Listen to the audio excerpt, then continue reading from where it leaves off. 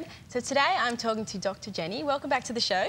Thanks very much, Chloe. Now, you're from BrainFit, okay? Now, you've talked about 4 key elements of brain fitness, and today we're going to be looking at mental challenge. We are indeed. Okay, so tell me, why do we need to challenge our brains?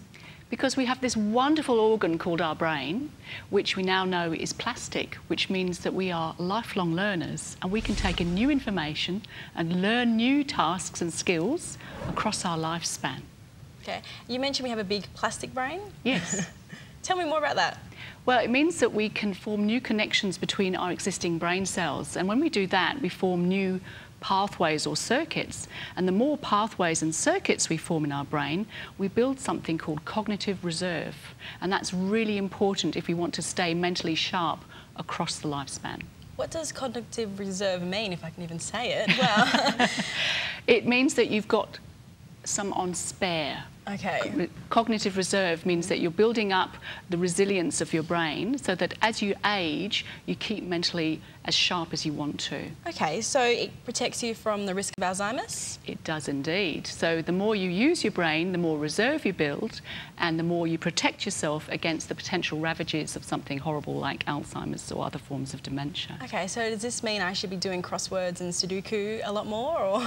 A lot of people do Sudoku and crossword puzzles, and that's great if you like doing them. But not everybody likes them, and if you don't, then there are lots of other things you could do to challenge your brain instead. And if you're going to do crossword puzzles, do you know the best ones you should be doing? Which ones? The cryptic crosswords. Oh, the hard ones. Yeah, a lot of people find they're the much tougher ones to do, but apparently there are certain techniques you can learn which helps you to be able to do them more effectively, but they're really effective for really challenging your brain. Okay, and you said there's 3 tips when coming to doing that? When you're looking to give your brain a new challenge, it's important that you find something new for it to do. So if you've got a bucket list, you know, you've got that list somewhere of all those things that you've intended to do and you haven't got round to, or you've put off for whatever reason, then now's the time to seize that opportunity and go and sign up for a new class or something and give your brain the opportunity to learn something different.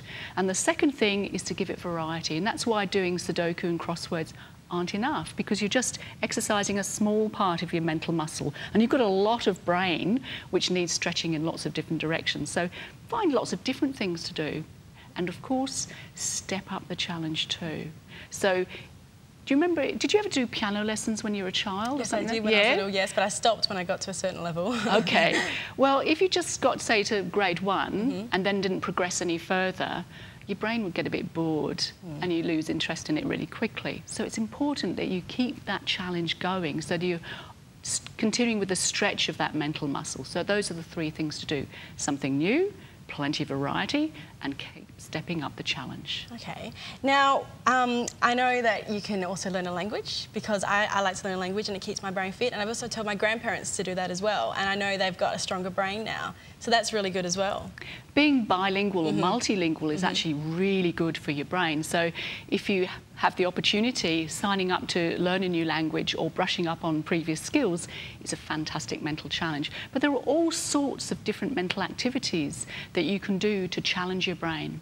But the thing is to recognise that a challenge is more than just doing what you normally do on a day-to-day basis, because in the same way that when you're physically active, you're not necessarily getting more physically fit. So if you want to use your brain, it's more than just being active and using your brain, you're challenging it, so you're increasing your level of brain fitness. So what is the difference between mental challenge and brain fitness then? Well, brain fitness is incorporating better nutrition and the physical exercise and managing your stress levels, in addition to challenging your brain. Okay. But some of the challenges you could give would be things like starting a new hobby. So if you've always wanted to learn how to paint or take up singing, they're all good things to do. Some people like doing Zumba. Now that's great cross-training for your brain, because you're not only using your thinking skills, you're having to coordinate what your body's doing as well. So dance is fantastic, whether it's Zumba or ballroom dancing.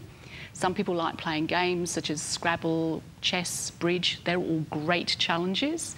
And of course, the one thing that I like to do, which I don't get a chance to do too often, is travel. Yes, exactly. I know when you mentioned that before, I was really excited about that because I didn't realise just travelling is keeping your brain fit. It is indeed, because by travelling, especially if you go overseas, you're experiencing different cultures, different people, different societies, and your brain's sort of taking all this new experience in, which is fantastic.